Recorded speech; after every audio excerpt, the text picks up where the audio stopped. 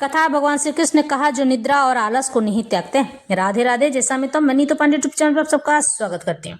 इस प्रसंग में भगवान कह रहे हैं, यानी भगवान कह रहे हैं अध्याय 18 संन्यास की सिद्धि। इसमें भगवान श्री कृष्ण स्वयं समझाते हैं कि हे अर्जुन, जो कोई भी व्यक्ति अपने आलस को नहीं त्यागता है, अपने नींद को नहीं त्याग पाता है, तो वह जीवन में कभी सफल नहीं हो सकता है। और ऐसा व्यक्ति सदा असफलता के रास्ते पर ही चलता है, लेकिन वह सपने बड़े बड़े देखता है। वो सोचेगा कि अरे थोड़ा सा हो जाएगा तो मैं ये कर लूंगा, मैं वो कर लूंगा। लेकिन एक बात हमेशा याद रखना, 9 to 5 ड्यूटी करने वाले लोग कभी भी सफलता की सीढ़ी नहीं चढ़ सकते हैं। ये लोग नित्य प्रति जीवन जी सकते हैं, जिसे रजोगुण कहा जाता है। इस गुण में रहने वाला व्यक्ति नित्य कमाते और नित्य खाने वाले लोग होते हैं। इनका जीवन शैली सदा सर्वथा हमेशा कमाने खाने में ही और परिवार को समर्पित हो जाता है। यह रिश्तेदारों को दिखाने के लिए, अरे मेरे रिश्तेदार को जरूरत है, मुझे जाना होगा, कहीं भी कर्जा कर लेंगे, वहां चले जाएंगे। यही नहीं, अरे मेरे ससुर का ये हाल हो गया है, मेरी सास का ये हाल हो गया, मेरे साला का ये हाल हो गया, मेरे ननद का ये हाल हो गया, ऐसा है वैसा है। जीवन में बस इन्हीं उलझनों में पड़े रहते हैं। ये रजोगुण वाले व्यक्ति हमेशा मोहवश बंधे होते हैं, मोह में ही डूबे रहते हैं। मोह का मतलब ये नहीं है कि आप किसी को भी छोड़ दो, छोड़कर संन्यास ले लो, नहीं।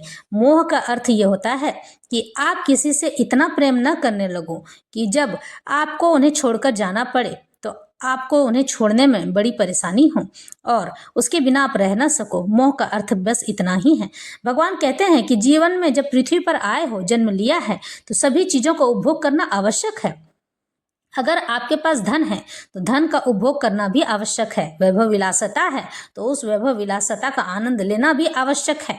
जीवन में अगर पुत्र है तो पुत्र के छोटे छोटे शैतानियां, जो छोटे बच्चे होते हैं, उनके बचपन का आनंद लेना भी आवश्यक है। माता पिता हैं तो माता पिता की गोद में सर रखकर सोना भी आवश्यक है। उसी तरह से ज्यों ज्यों माता पिता बूढ़े हो जाते हैं तो पुत्र या पुत्री उनसे दूर होने लग जाते हैं, उनसे घृणा करने लग जाते हैं, जबकि वो अपनी साफ सफाई का ध्यान नहीं रख सकते हैं। जबकि पुत्र और पुत्री को ऐसा होना चाहिए या बहू को ऐसा होना चाहिए कि ज्यों ज्यों उनके दिन दुर्बल होते जाते हैं त्यों त्यों उनके और पास होते चले जाएं। जीवन में वो यही खोजते हैं कि हमें ना धन चाहिए, ना दौलत चाहिए, ना ही बंगला गाड़ी चाहिए, बस संतान हमारे पास आकर हमारी गोद में सर रखकर 1 मिनट सो तो जाए, बस हमारे संतान हमारे आगे में बैठी रहे, यही चाहिए। और वो लोग इसी इंतजार में रहते हैं।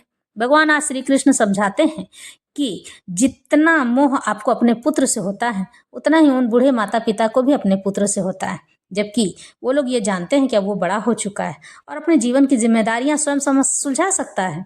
इसलिए वो लोग धीरे धीरे अपने पुत्र और पुत्री से या अपने बहू बेटों से दूर होने लग जाते हैं। लेकिन ऐसा नहीं होना चाहिए। जब उनको आपकी जरूरत हो तो आप सदा सर्वथा उनके पास उपलब्ध हों। भगवान ये समझाते हैं कि बड़ों बुजुर्ग का सेवा करने के लिए भी आलस और निंद्रा को त्यागना होता है। आलस और निंद्रा को त्यागने का मतलब ये नहीं है कि आप हमेशा ही उनके प्रति वफादार, मतलब उनके प्रति हमेशा ही अच्छे से पेश आए, उनके साथ हमेशा ही अच्छे से रहें। भगवान ये समझा रहे हैं कि आलस जो त्यागता है वही मनुष्य उन्नति करता है। आप सोचेंगे कि बूढ़े माता पिता की सेवा करने में क्या तरक्की है। कहते हैं बोए पेड़ बबूल का तो आम कहाँ से खाए। क्या जीवन में जो मनुष्य बोता है वही पाता है। बबूल का पेड़ बोओगे तो उसमें आम तो नहीं लगेंगे, आम का पेड़ लगाओगे तो ही आम मिलेगा।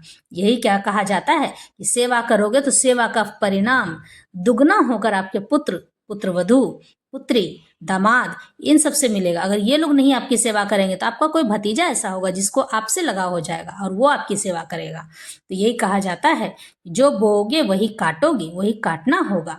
जीवन में आलस का त्यागना ही मनुष्य को उन्नति की ओर लेकर जाता है।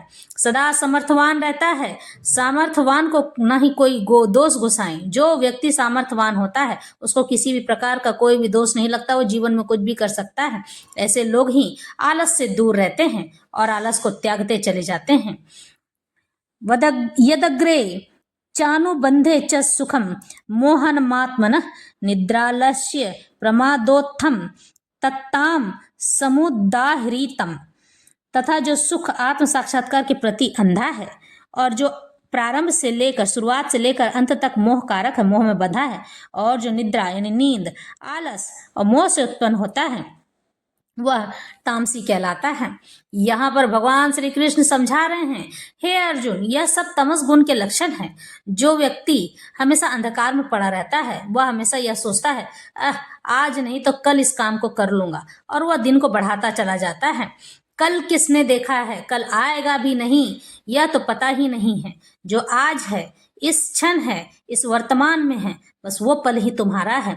हे अर्जुन, अपने पल को जीना सीखो, उस वर्तमान को जीना सीखो, क्योंकि वर्तमान में जो करोगे वही तुम्हारा आने वाला भविष्य बन जाएगा। और इस वर्तमान में ही जीना मनुष्य को सीखना आना चाहिए। जो कल भविष्य की चिंता करके बैठे रहते हैं तो उसका तो पता नहीं होता है कि कल आने वाले कल में क्या होगा, प्रलय आएगा कि फिर सुख शांति आएगी। और भविष्य को जानना सबके बस की बात नहीं है। बड़े बड़े पंडित लोग भविष्य बताते तो अवश्य हैं, लेकिन परमात्मा का विधान तो देखो, भविष्य बदलने में तनिक भी देर नहीं लगती है। भगवान को जहां इच्छा हुई कि वह समय काल को रोककर उसके मनुष्य के भविष्य को बदल सकते हैं, किसी भी घड़ी, किसी भी क्षण। बस परमात्मा को याद करने की आवश्यकता है। अगर आप परमात्मा के शरण में हैं, सच्चे हैं, तो ईश्वर आपके जीवन में जो दुख है ना, उसे जल्दी जल्दी प्रारब्ध बनाकर, काट कर, जल्दी खत्म कर कोई बड़ी ऐसा दुख दे देंगे, बड़ा दुख दे देंगे कि आप उसमें रोते रह जाओ, और उसके बाद फिर आपको अचानक से अपनी ओर मोड़ लेंगे। आप ईश्वर की ओर अग्रसर होकर उनकी पूजा उपासना करने लग जाओगे, तो भगवान ही आपके गुरु बन जाते हैं और आपका अनुसरण करने लग आपको अपने अनुसरण के लिए अपनी राह दिखाने लग जाते हैं और बताते जाते हैं कि क्या करना है और क्या नहीं करना है।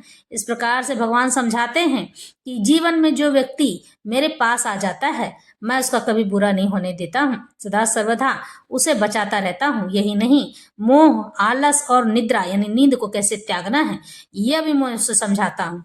भगवान श्री कृष्ण आज अर्जुन से कहते हैं, हे अर्जुन, जीवन को एक लक्ष्य मानकर ही जीना चाहिए, क्योंकि इस जीवन में कब क्या घटित होगा यह परमात्मा यानी मेरे सिवा कोई नहीं जानता है, और मैं सब जानता हूँ, लेकिन फिर भी मैं किसी के लिए कुछ नहीं कर सकता हूँ। मेरे हाथ भी उसी तरह बंधे हैं जिस तरह से तुम्हारे, क्योंकि इस पृथ्वी पर आने के बाद यहाँ के जो नियम हैं सभी के लिए एक समान हो जाते हैं, और उस नियम को मैं परमात्मा होकर भी नहीं बदल सकता हूँ।